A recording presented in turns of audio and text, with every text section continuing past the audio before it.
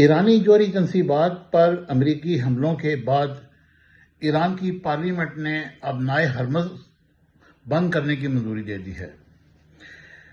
اب سوال یہاں یہ پیدا ہوتا ہے کہ جب ایرانی حکام نے آج صبح امریکی حملوں کے بعد ابنائے ہرمز بند کرنے کا اعلان کیا تھا، تاہم بعد میں پارلیمنٹ نے ابنائے ہرمز کی بندش کی باقاعدہ منظوری دے دی۔ اب یہاں پر یہ بات سامنے آ گئی ہے کہ ابنائے ہرمز بند ہونے سے دنیا پر اس کے بہت سخت قسم کے اثرات مرتب ہوں گے۔ خلیج فارس، خلیج عمان کو جوڑنے والی ابنائے ہرمز سے پوری دنیا کو تقریباً 3% تیل کی سپلائی اس راستے سے کی جاتی ہے، اور یہ صرف 33 کلومیٹر چوڑی ابنائے ہرمز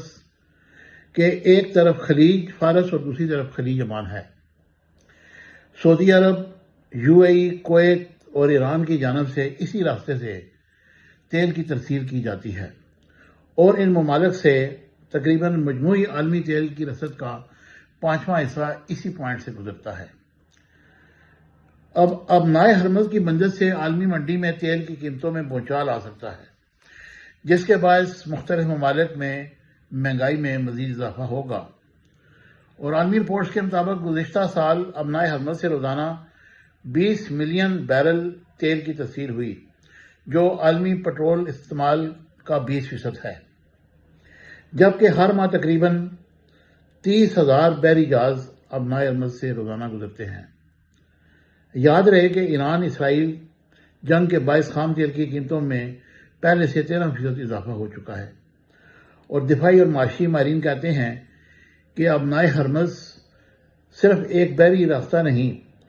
بلکہ یہ عالمی توانائی کی ایک لائف لائن ہے، اور اس کی بندش سے پاکستان میں بھی مہنگائی کا ایک طوفان آنے کو ہے، کیونکہ ہمیں زیادہ تر جو تیل آتا ہے وہ سعودیہ، UAE، کویت سے آتا ہے۔ اس سے ہماری مہنگائی میں بھی اضافہ ہوگا اور ایک پریشان کن صورتحال بنے گی۔ اب دیکھتے ہیں کہ یہ جو جنگ ہے یہ کسی نتیجے پر پہنچتی ہے کہ نہیں، کیونکہ آج ایران کے وزیر خارجہ روس پہنچ چکے ہیں، اور وہ روس میں صدر پوٹن سے ملاقات کریں گے، اور یہ جو صورتحال بنی ہے، جو آج امریکہ نے دعویٰ کیا ہے کہ 3 ایٹمی تنصیبات کو تباہ کر دیا گیا ہے، اور ایران کے لیے اب کوئی راستہ نہیں بچا کہ وہ مذاکرات کی ٹیبل پر آئے اور امریکہ کی بات مان جائے، اور دوسری طرف عالمی برادری یہ دیکھ رہی ہے کہ اس کو کس طریقے سے ختم کیا جائے۔ اگر روس اور چائنا بھی اس لڑائی میں کود پڑتے ہیں تو پھر اس کی کوئی دوسری صورت نہیں کہ یہ تیسری عالمی جنگ کا آغاز ہو جائے گا، جس سے یہ پورا خطہ لپیٹ میں آ جائے گا، اور پاکستان کا بچنا تو بہت ہی مشکل ہے، کیونکہ پاکستان بھی اس لڑائی میں شامل ہو جائے گا۔ پاکستان پر بھی اگر اسرائیل نے حملہ کیا تو پھر انڈیا بھی کرے گا، لیکن بہرحال اب دیکھتے ہیں کہ یہ معاملہ کہاں تک پہنچتا ہے۔ فی الحال تو جو جتنے آپشن روس کے پاس ہیں اس نے استعمال کیے ہیں، اور ان ایٹمی حملوں کے بعد روس نے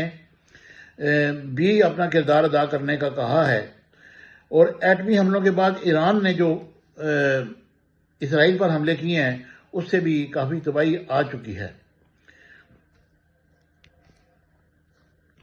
Subscribe my channel Business Times News for latest political, national, international news. Don't forget to subscribe Business Times News.